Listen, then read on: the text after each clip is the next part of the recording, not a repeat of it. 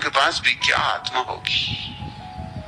मगर तुम शास्त्रों में ऐतराज नहीं उठाओगे। तुम्हारे पुराण बेहूदी कहानियों से भरे, तुम्हारे मंदिर बेहूदे चित्रों से भरे, ऐसी बेहूदी कहानियां कि तुम सोच के भी चकित हो, मगर शास्त्रों में है तो सुंदर। और मैं चूंकि उनका विरोध करता हूं, इसलिए स्वभाव था कौन मेरे पक्ष में खड़ा होगा।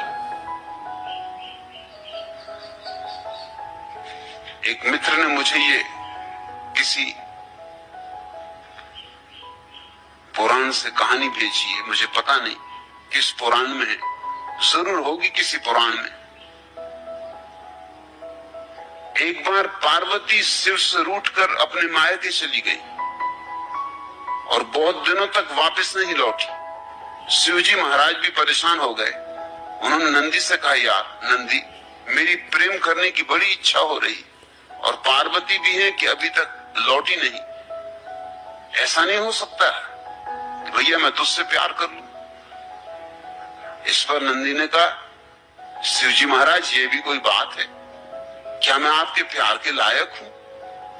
बहुत मनाने पर नंदी इस बात पे मान गया कि बाद में मैं भी फिर आपसे प्यार करूंगा। शिवजी ने नंदी बाबा से जी भरकर प्यार किया और जब नंदी बाबा की बारी प्यार करने की आई तो उठाया अपना दंड कमंडल और भागे और बोले, अरे मूर्ख, तू बैल होकर और मुझसे प्यार करेगा? उल्लू के पट्टे, अपनी स्थिति समझ। इस पर नंदी बाबा को भी बहुत गुस्सा आया और वे भी पीछे पीछे भागे। पर शिवजी एक मंदिर में घुस गए और अंदर बैठ गए नंगे ही, इसलिए शिव की प्रतिमा नग्न।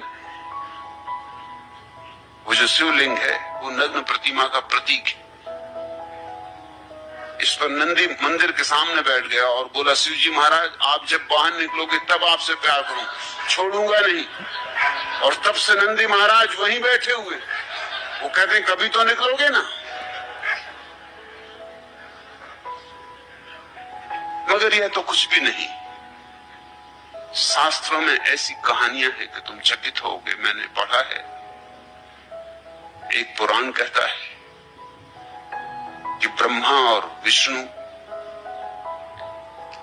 किसी गहन समस्या में विवादग्रस्त हो गए, हल ना होता था, तो शिव जी के पास गए। लेकिन जब वे पहुंचे तो जैसा कि द्वारपालों की अक्सर अवस्था होती, इस संत महाराज हमारे द्वारपाल नंदी बाबा समझो,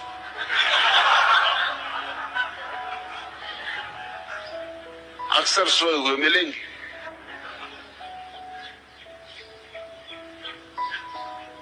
गणेश जी द्वारपाल थे। अब गणेश जी ज्यादा खा पी गए होंगे, कौन पे हाथ फिरते फिरते सो गए होंगे, सून थोड़ी देर हिलाते रहे होंगे, फिर झपकी आ गई होगी, तो वो झपकी मार रहे थे। ब्रह्मा और विष्णु ने भी सोचा कि क्यों बेचारों को जगाना, सोने दो। वो दोनों चुपचाप अंदर चले गए। शिव जी पार्वती से प्रेम करने में संलग्न थे। दोनों सज्जन शुद्ध भारतीय रहे, हटे ही नहीं।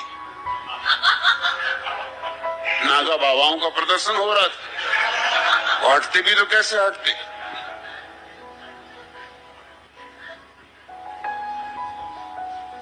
कोई और होता, कोई अंग्रेज होता तो फौरन क्षमा मांग के बाहर हो जाता कि माफ करना।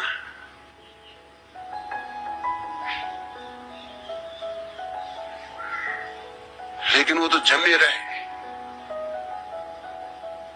देखते ही रहे। और शिव जी को तो तुम जानते हो, ज्यादा भांग चढ़ा गए होंगे।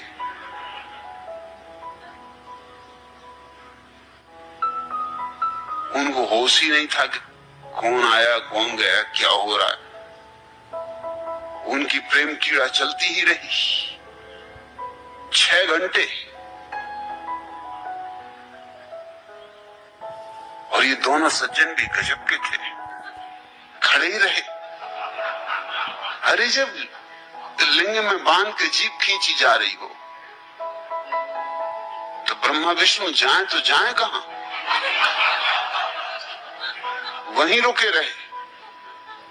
मगर अपमानजनक भी अनुभव किया कि हम खड़े हैं और इन लोगों को ये भी लापरवाही है कि इसकी भी फिक्र नहीं कर रहे हैं। ये तो फिक्र नहीं की कि हमको हट जाना चाहिए, वो भारतीय ढंग नहीं। ये फिक्र की कि ये किस तरह का व्यवहार है, दुर्व्यवहार, कि हम खड़े हैं 6 घंटे हो गए और शिव जी को अंदाज ही नहीं है और ये अपने कार्य में संलग्न है। जब शिव जी को होश आया, थोड़ा देखा कि कोई 2 सज्जन खड़े, उठे, मगर वो बहुत क्रुद्ध हो गए थे कि हमसे बैठने को नहीं कहा, 6 घंटे से हम खड़े। देखते हो मजा, एक तो खड़े नहीं होना है ऐसी जगह। लेकिन भारत में प्राइवेसी वो तो कोई अंगीकार करते ही नहीं, मानते ही नहीं। वो तो हमारा लक्षण नहीं है, वो हमारी संस्कृति का हिस्सा नहीं। मैं उदयपुर में सोया था एक दोपहर, मुझे कुछ ऊपर कपड़ों पर खड़बड़ की आवाज आई तो मैंने ऊपर आंख खोल के देखा, एक आदमी कपड़ा उगाड़ के ऊपर से नीचे झांक रहा है और कोई गैर पढ़ा लिखा आदमी नहीं, हाई कोर्ट का वकील। मैंने पूछा कि भैया क्या कर रहे हो, कोई वर्षा वगैरह आ रही, कपड़े ठीक कर रहे हो? कहा कि जी नहीं, बस आपके दर्शन को चला है।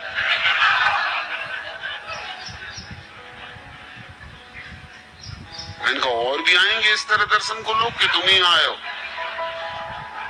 ये कोई वक्त है दर्शन का कि मैं सोया हूं दोपहर? नहीं, उन्होंने कहा कि सत्पुरुष को उसकी सभी अवस्थाओं में देखना चाहिए। आप कैसे सोते हैं ये देखने में मैं उत्सुक था। तो मैंने कहा देखो, मैं अपने सो गया, मगर वो भी ब्रह्मा विष्णु महेश से कुछ पीछे नहीं थे। जब 2 घंटे बाद में उठा, वो बैठे थे अपने छप्पर। मैंने कहा भैया वो उतर भी आओ, गिरा पड़ो, कुछ हो जाए।